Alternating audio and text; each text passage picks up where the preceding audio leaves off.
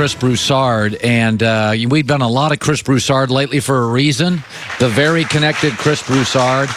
By the way, let me start. I opened the show today with a bunch of scenarios for the Lakers. Apparently, I forgot one, according to you. Look, if I could choose one player on earth to put with LeBron James and Anthony Davis, as great as Kawhi is, and they'd be great because those three are just such great players, it would be Klay Thompson. Klay Thompson with LeBron and Anthony Davis would be phenomenal because when you have a big three, ultimately, either their games need to fit perfectly or somebody needs to step back.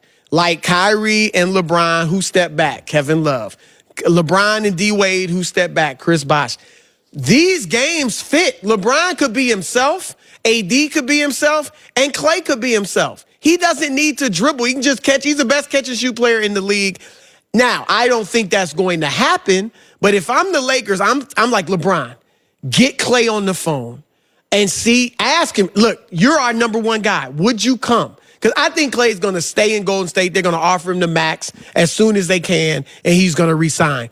And Klay has no problem being the third guy. He has no problem getting, less shine than Steph, KD, Draymond even. So I don't think he has an issue with that. But if there's a part of him that would like to move from the shadow of Steph, going to the Lakers would be the way to do it. He'd still be the third guy, obviously, but they would win championships. He would have one, maybe two more championships without Steph, and that'd be huge for his legacy. So he would be my number one guy. Now, let's say this. Kawhi Leonard spurns the Clippers and goes to the Lakers. I mean, honestly, I'm uncomfortable talking about it. It would be devastating. It would be the Red Sox losing to the Mets in '86, and they're below 500 the next year. So much of the Clippers' vibe this year was optimism and hope.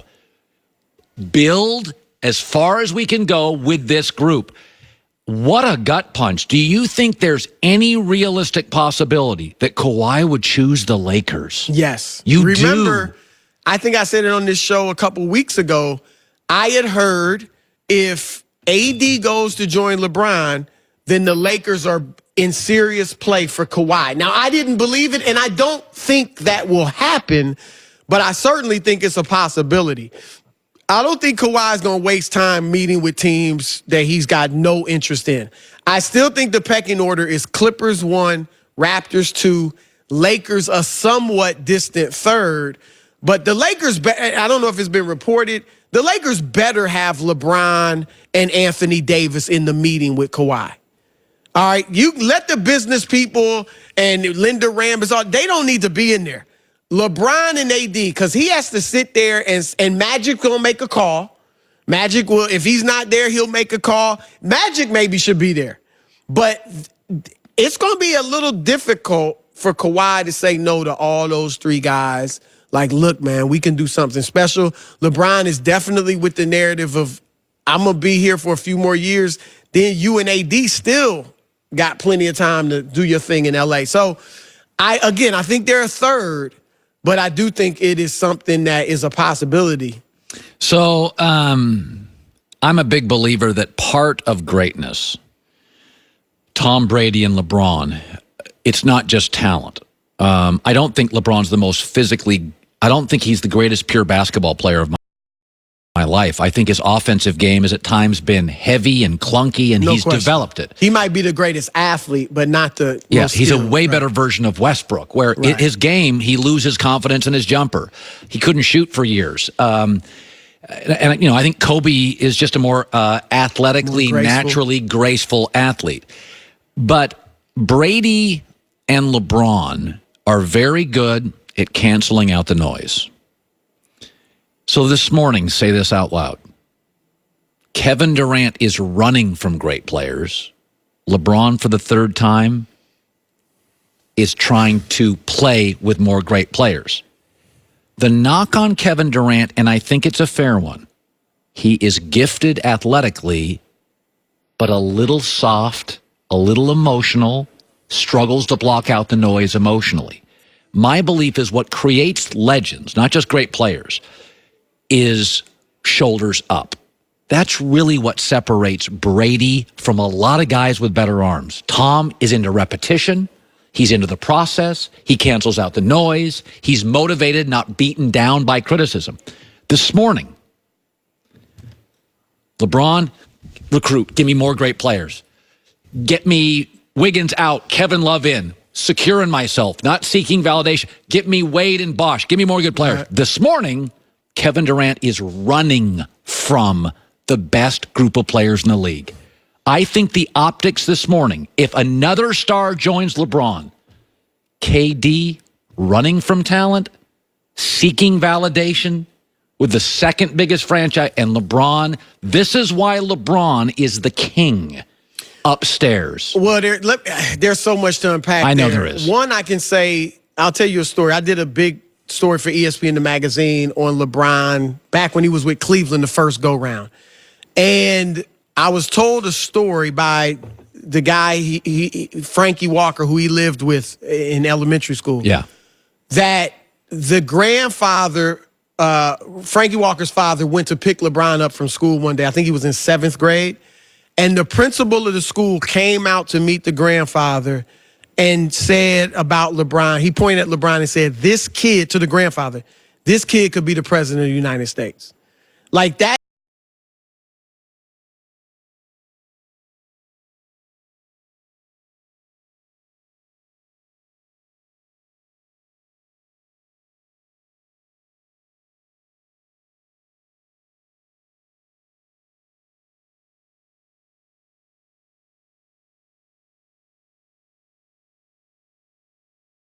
Picture. He looks at players taking over the league, taking their destiny into their own hands. That's how he's looking. He's tried to sell Durant on that. By the way, let me give you a minute story on Michael Jordan. So Michael Jordan, early in his career, Magic was winning titles. Michael was considered the greater individual player. So Nike and David Falk, Michael's agent, and Nike, without telling Michael, had come up with an idea. Michael against Magic for $1 million. Now, at the time, that was a lot of money in a one-on-one game. Nike was convinced it would be through the roof. David Falk, a brilliant agent, was convinced it would be brilliant. And they went to Michael Jordan. And Michael Jordan goes, this is the dumbest thing I've ever heard. He goes, Magic's already considered the great team player. I'm the great individual player. If I lose to Magic, I will have neither. And David Falk and the president of Nike in that moment went, oh my God, Michael's right. That's that. I had never heard that story. So he wouldn't have lost, but still. No, right. No, and Michael knew that. He goes, I think I'm better, but if I did, it kills. And so to your point, LeBron and Michael, and I've heard the same thing about LeBron, they know exactly their brand. They know how they're viewed, how they're positioned, and LeBron is not worried about the exterior noise that he needs other people because he's smart enough to know everybody needs other people in this sport. And, well, he's a historian of the game, and he looks like at Magic.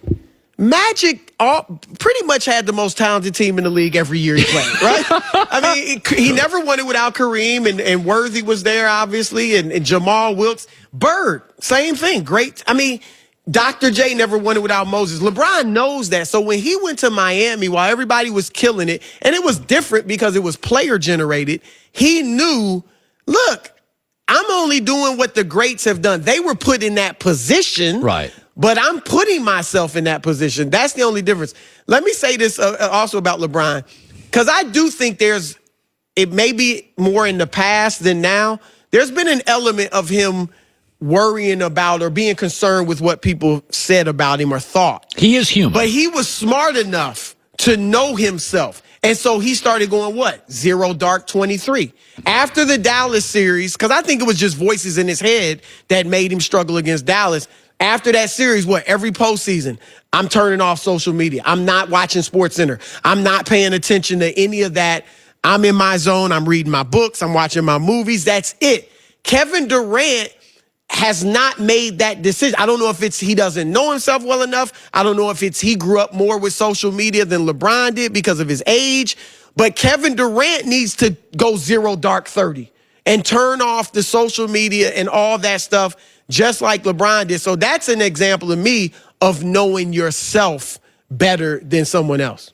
There's a couple of things I want to touch on because I think starting later today, it started actually yesterday. I mean, we've already had the AD move. Right. And now we got the cap space move. So there's already been big moves, both by the Lakers. The Lakers have so far stolen free agency. They land AD and they clear cap space.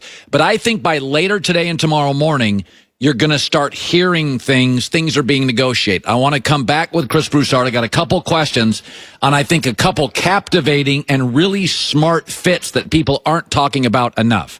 Folks, we've been hearing for a long time about the friends and family discount at LegalZoom. If you haven't already, you got to go there right now. It's a special discount. It will not last forever.